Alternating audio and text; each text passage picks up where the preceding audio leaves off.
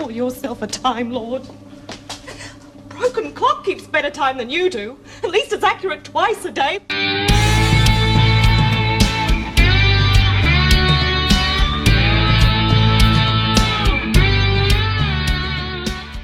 Hello and welcome to another Bearded Geek toy review. A very belated Happy New Year. Apologies that there have been no videos really in January, but unfortunately I've had a couple of health issues and I'm not going to go into detail, but yeah, I'm now slowly on the mend. So normal service will resume, and what better way to start our videos of 2026 then with the latest Doctor Who Character Options Vortex Edition Collector Figure Set. This one was announced last week. I did a quick video, obviously, telling everybody about the announcement, and obviously put my order in, and it did arrive, obviously, last week, but I wasn't really in the best kind of place to start the video. So here we go. We finally got the review. Apologies, it's a little bit late. But let's crack on. Now, this one is Tegan, Jovanka and Destroyed Dalek. So we finally get a companion to go with the Fifth Doctor. And yes, I know people will say, well, yeah, but we've got Perry. We've had a couple of Perry figures over the years. But I really think that Perry is more a Sixth Doctor companion, because she was with the Sixth Doctor awful lot longer than what she was with the Fifth Doctor. So finally, I think that ticks the box in every single classic Doctor now, bar Paul McGann, obviously because there's probably rights issues with doing a Grace Holloway or Chang Lee, has now got a companion to go with your Doctor figures, which is really, really cool. Standard packaging as usual with the Vortex edition. So obviously Doctor Who logo, TARDIS, you've got that kind of like swirly like blue thing, which apparently is the Fifth Doctor colour. You've got the little like side bit there. You've got the window obviously showing you what you get, which we'll go into more detail. You've got the logo at the top, logo at the side, again it says the Fifth Doctor, and then on the back, if you would like to pause that, you've got lots of detail about Tegan Jovanka. And obviously this is based on her appearance, her final appearance in the show in Resurrection of the Daleks, which was like the midpoint of season 21. And sort of quite a lot of the TARDIS crew go within the next couple of stories. Obviously, Janet Fielding's Tegan left in Resurrection of the Daleks. The following story, we had Mark Strickland's Turlo leave the TARDIS crew. And then obviously the story after that, The Caves of Androzani, was Peter Davison's final story as the Fifth Doctor as well. I do like this quote: "A broken clock keeps better time than you do." And obviously that's from season 19. But there you go. There's lots of gumph there on the back as usual. So without further ado, let's get the set open and have a closer look. So before we get into the actual figures and what's in this set, let me just take this plastic bubble out and show you the inner packaging, which is a lovely diorama of the Dalek mothership from the story Resurrection of the Daleks, which I think is brilliant. Again, adding some extra value there to the cost of the set, which is $44.99, exclusive to Character Options website. We'll go into more detail of whether we think it's value for money later on, but I do like these kind of like dioramas that they do. Obviously, if you're that way inclined, you could really like put some like things in there to obviously some other figures like Resurrection Dalek, Terry Malloy's Davros from this story, if you've got that figure, and obviously a Fifth Doctor figure as well from season 21, because they've done a couple of those as well. So yeah, lovely internal packaging there showing a nice diorama. So the figure set itself, we do get the Tegan Jovanka figure. We get the Destroyed Dalek, which is reuse of a mould that was used several years ago in a Forbidden Planet exclusive, which was the Emperor Davros and a Destroyed Dalek from Remembrance of the Daleks. And I'll do a comparison of the Destroyed Daleks later on. And you get two accessories. So let's get the most important thing out of the way. Let's look at the figure. I beg your pardon? I'm tired of it. What's the matter? A lot of good people have died today. I think I'm sick of it. You think I wanted it this way? No. So here she is, Janet Fielding as Tegan Jovanka, who we will probably say is the definitive Fifth Doctor companion, because she was virtually there for the whole of Peter Davis's run. She joined the TARDIS crew in Tom Baker's final story, Logopolis, and obviously saw the regeneration of the Fourth Doctor into the Fifth Doctor. And then, like I said, she was virtually there to right just before Peter Davison left the role. So, a lot of people have said the likeness is a little bit dodgy. Now, I can kind of relate to that, but you can see, if you look at the profile, the likeness is there. It looks a lot more like Janet Fielding from the side rather than the front. But again, we're dealing with, this isn't digital face printing, so, it's not Hasbro. Character are doing the best they can. Obviously, they mould everything now in the flesh colour and then put the facial features on top rather than what they used to do. And here's a good comparison. Because I wanted to do a comparison, because I thought there was some reuse in the mould here. So just look at this Amy Pond. Now, this Amy Pond obviously has a painted face and then the facial features then painted on top of that. And that used to sometimes mean that you'd lose kind of like the likeness. It'd be a very, very good likeness of the actor in the role. But then obviously with that layer of paint, it would then kind of like disappear slightly. Now, when I first saw this, I thought, that miniskirt, that's reuse of Amy Pond's. But it isn't. And obviously, I've since obviously seen that apparently this figure is completely brand new sculpted. Now, I was going to see if the arms were reused from the Bill Potts figure, but I haven't brought that here, so unfortunately. But there's lovely deco in it. That's a very 80s top. Black, white and red were all the rage in the 1980s. I used to have wallpaper like that when I was a kid, because it was like when I was a teenager. It's like, that's what it is. Obviously, it's standard articulation. She does have some like ball joints there in the arms. You can move the arms there. There's no kind of like hinge there at the wrists, which you sometimes get with figures. She's a bit restrictive in the old head because of this hair piece here, which doesn't really allow her to move, but she can move side to side.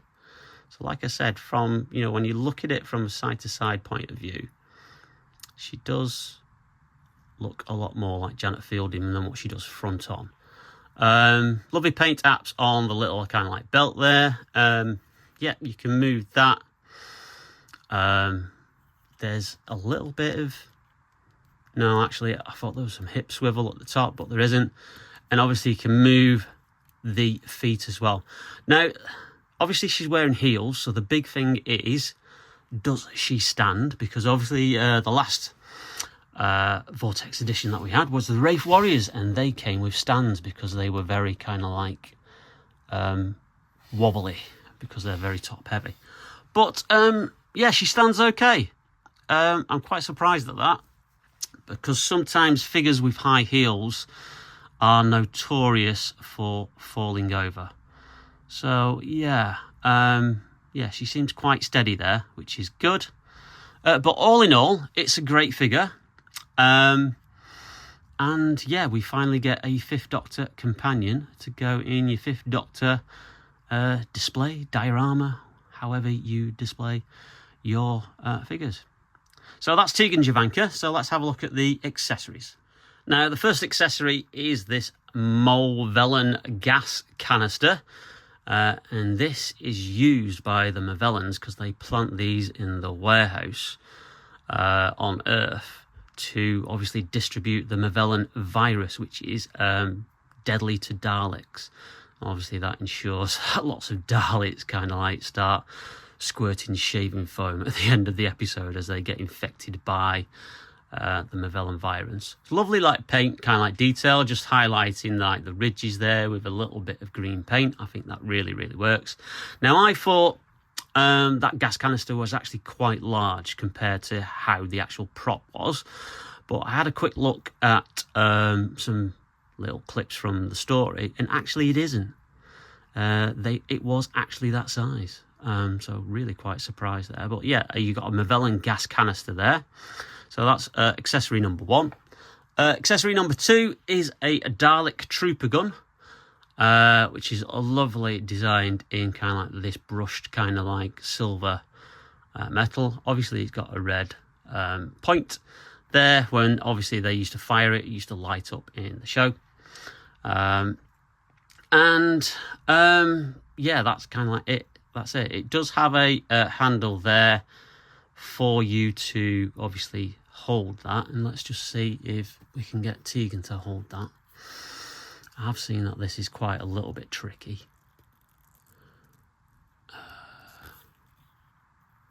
Nope, but she holds it okay. I don't think Tegan actually wielded the gun at any point in the story. Obviously, the 5th Doctor did. He famously went into Davros's laboratory and pointed it at Davros, and obviously did the whole "I'm not here as your," kind of like, I can't remember the quote.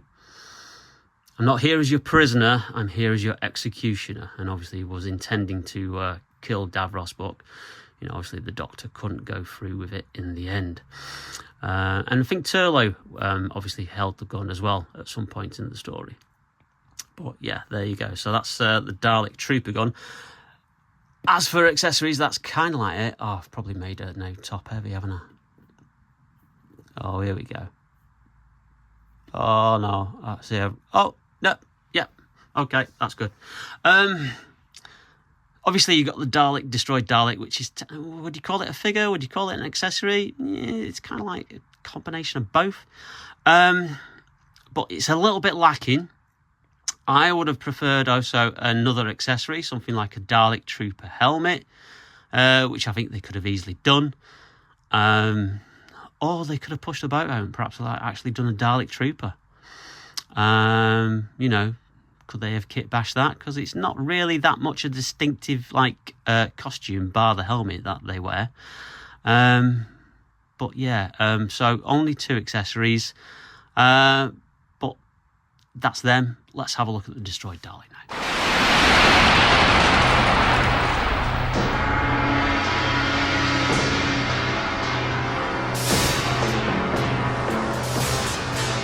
And here is the destroyed Dalek in all its glory.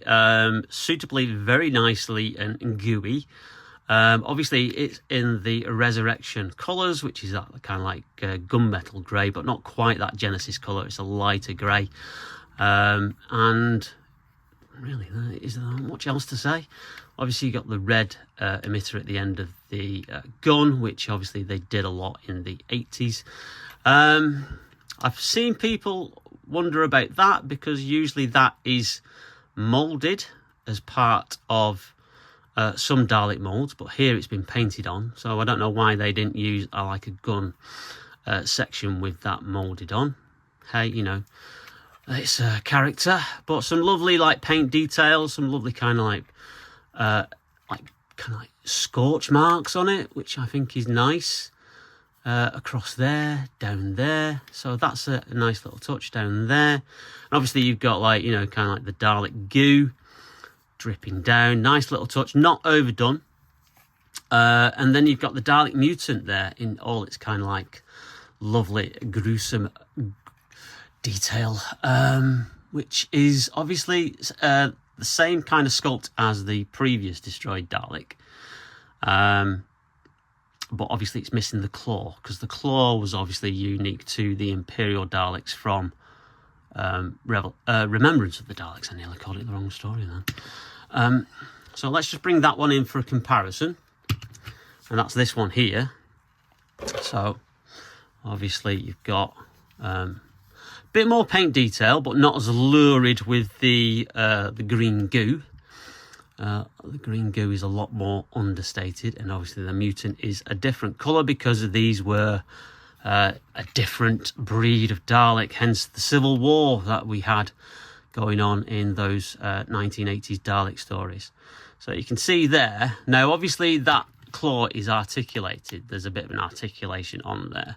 So it's on kind of like a joint. So what they've done here is they've just sculpted a little bit of extra kind of like brain part of the Dalek and then put that over that joint and clip that into place. Disappointingly, the eye isn't painted. I would have liked to have had that painted, but is that an extra kind of like, you know, couple of, you know, expense with the whole, like, you know, paint jobs and stuff. But effectively, obviously, that top section's probably just clipped onto any Dalek there, and it's kind of like the same. So there's a comparison of the two destroyed Daleks. So there you have it, the latest Vortex edition set. Now, this obviously was planned to be released late last year, but I think character options just run out of time, which is why it's an early release this year. No news on what else we're going to get from the Vortex edition, from the exclusive line. And also, it's far too early to speculate about the B&M exclusive figures, which obviously... usually information about that comes out about usually around about like springtime, summertime, ready to hit stores in the late summer. So at the moment, this is kind of it for Doctor Who figures. There's no kind of like rumours swirling around or news. But let's get back to the set. Is this worth the $44.99 that the Vortex edition figure sets are? I'm going to err on the slight caution of it should have been perhaps a little bit cheaper. Just because of the lack of accessories, I think they could have done a lot more with this set. Yes, I get it that Tegan is apparently a brand new figure, all retooling, all brand new, no reuse of parts there. But again, you know, you understand that what that costs a toy company to do with the steel modes, the injection molding, all that kind of stuff that they do. But yeah, this is the first one that I found probably a little bit, I would say, lacking. I think it should have been more of the $39.99 price point, which is what the 15th Doctor and Ruby Sunday twin pack was. I think that would have been a far better value for money. But again, it's still, I think, worth it because, as I said, we finally now have a 5th Doctor companion to go with your 5th Doctor. So that's really, really cool. And yeah, you can't kind of like fault, like, you know, a destroyed Dalek because they just look really, really cool. Anyway, that's the video. Thank you very much for watching. If you did like the video, then please leave us a like. It really does help out the channel. And also, don't forget to hit that notification bell to be notified whenever we upload any brand new videos. And also, if you've not yet subscribed, I would appreciate it if you hit that subscribe button as well. We're nearly close to 1,700 subscribers. I would like to get to 2,000 at some point this year. So again, if you're watching and you haven't subscribed and you like the reviews and what we do here, then please, it just takes a couple of seconds to hit that subscribe button. It is really, really appreciated. And thank you, everybody, again, for your continued support. Once again, apologies that we've been a bit lacking with the video reviews at the start of the year. But I think we're back on track now. So anyway, thank you very much for watching. Take care, stay safe, and we'll see you very, very soon on Bearded Geek Toy Reviews.